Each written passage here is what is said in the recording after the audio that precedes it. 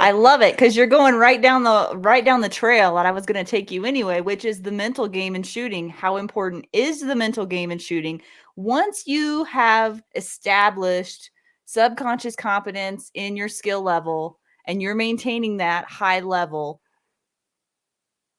isn't everything else mental? And what would you give as advice for people out there who are struggling with that part of the game? Because I would argue that's the larger percentage of the game.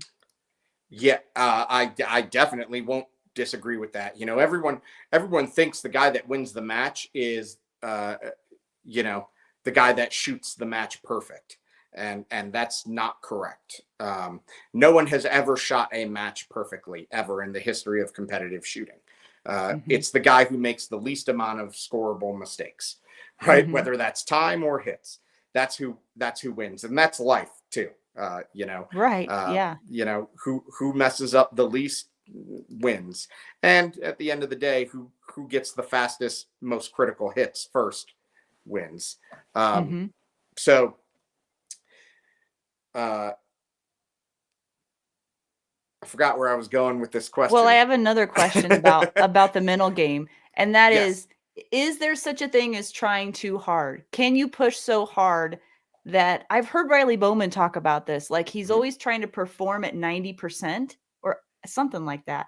He's never Sure. trying to perform at 100, he's trying to maintain 90 and keep upping that 90. Does that make sense to you? Absolutely, absolutely, and Okay. that's a not a new concept in competitive shooting. When we train, when we practice, right? In my belief, there's a difference between training and practicing. But when we really practice, we are always trying to operate at about 100% if we can. Oh, Um, that's it. I remember now. Yeah, go ahead. Sorry. yeah, no, but that's it. And then so Yeah.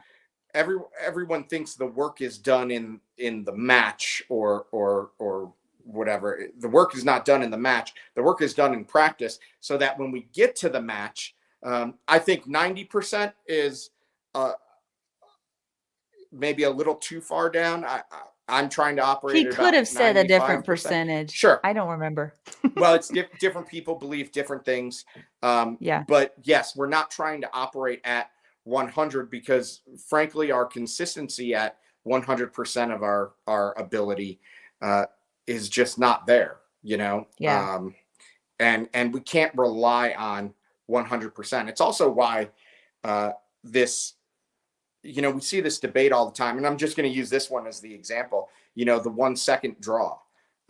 People lost their mind over this 1 second draw and fail to recognize that it's not about having a 1 second draw. It's about being as fast as you possibly can, uh, using essentially your subconscious capability, right? So that when you need that fast draw or a 1-2-5 draw, as my friend Mhm. Scott says, Mhm. you will have it under stress. So in the match, Mhm. your one turns into a 1-2-5 or a 1-1-5, right? But if the best you can ever get is that 1-2-5, you're never going to get that under stress because that's Right. you operating at 100% of your ability. And we as humans, we don't perform well at 100% of our capability. We don't. Not So consistently. correct, and that's Yeah. really the name of the game is the consistency. You know, Right. we back to that whole mental game thing, right? Is the consistency aspect of how we do things. It's amazing to watch. I hate to say the rituals you see in competitive shooting. Um, Mm. you see guys make ready the same way every single time. And the reason that is, everyone, has their own things, but the reason that is because at some point in that person's shooting experience, something has occurred that caused them to do that make ready that way. Whether they forgot to turn a red dot on, so every time they take a sight picture, whether they didn't seat a mag all the way, so when they seat the Mhm. mag, they give it a tug every time, whether Mhm. they, something, they have that ritual because Mhm. of their consistency, because they knew at some point they made a mistake and they don't ever Mhm. want to make that mistake again. So if they consistently do the same thing the same way every time, they will Mhm. avoid those mistakes, right? Yeah, And and Brian talks about as coaches, we tend to coach people on things we struggled with the most. yeah, And I've found that to be true.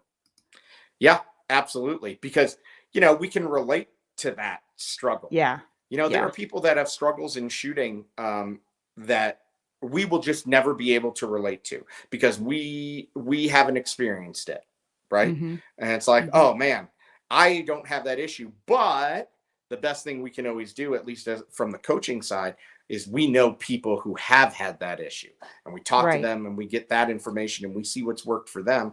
Uh, and as a community, we all get better at everything we do. So yeah, Right. that's absolutely correct.